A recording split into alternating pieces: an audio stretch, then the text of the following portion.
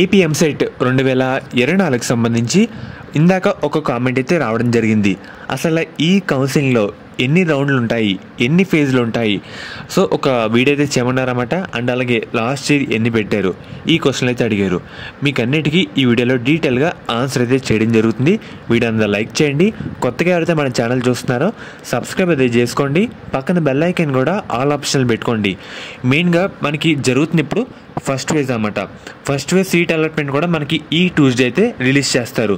Release అయిన తర్వాత ఎన్ని సీట్లు ఫిల్ అయినాయి, ఎన్ని సీట్లు ఖాళీగా ఉన్నాయి, ఇలా డేటా బేస్ చేసుకొని మనకి ఒక 1 వీక్ అలా టైం తీసుకొని సెకండ్ ఫేజ్ నోటిఫికేషన్ రిలీజ్ చేస్తారు. ఫేజ్ 1 మరియు ఫేజ్ 2 ఈ 2 కౌన్సిలింగ్లు పెట్టడం అయితే కామన్. కానీ మనకి మెయిన్గా ప్రజెంట్ ఏ కౌన్సిలింగ్ అయినా 2 ఫేజ్లే పెడతారు. కానీ లాస్ట్ 2 ఇయర్స్గా చాలామంది విద్యార్థులు గవర్నమెంట్ని రిక్వెస్ట్ చేస్తే 3rd ఫేజ్ అయితే పెట్టారు. దాన్ని మాపప్ రౌండ్ పిలుస్తారన్నమాట. మనకి ఈ సంవత్సరం కూడా 3rd ఫేజ్ ఉంటుందా అని అంటే అది చెప్పలేం. 50-50 ఛాన్స్ అన్నమాట. మనకి సెకండ్ ఫేజ్ తర్వాత ఇంకా ఎన్ని సీట్లు ఖాళీగా ఉన్నాయి, అండ్ అలాగే స్టూడెంట్స్ని బట్టి, అండ్ అలాగే ఎంతమంది అసలు ఎన్ని విధాలుగా గవర్నమెంట్ని రిక్వెస్ట్ చేస్తున్నారు, ఇవన్నీ దాని మీద మనకి 3rd ఫేజ్ పెట్టాలా వద్దా అనే డెసిషన్ అయితే ఉంటుందన్నమాట. మ్యాక్సిమం దాని మీద ఆశలు అయితే పెట్టుకోవద్దు.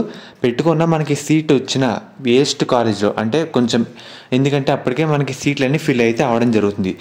కొంచెం యావరేజ్ కాలేజ్లో అలా అటువంటి కాలేజీలు అయితే ఉంటాయన్నమాట. బ్రాంచ్లు కూడా కొంచెం యావరేజ్ బ్రాంచ్లు అయితే ఉంటాయి.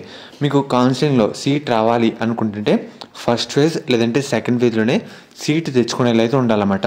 మళ్ళీ 3rd ఫేజ్ అయితే government in case 3rd phase పెట్టినా కొన్ని రకరకాల కండిషన్స్ అయితే పెడతారు. అవన్నీ మనం యాక్సెప్ట్ చేసి సీట్ రావాలంటే కష్టం అనమాట. సో అన్నీ చూసుకోండి. సెకండ్ ఫేజ్లో లేదంటే ఫస్ట్ ఫేజ్లోనే సీట్ తెచ్చుకునేలా ఉండాలన్నమాట.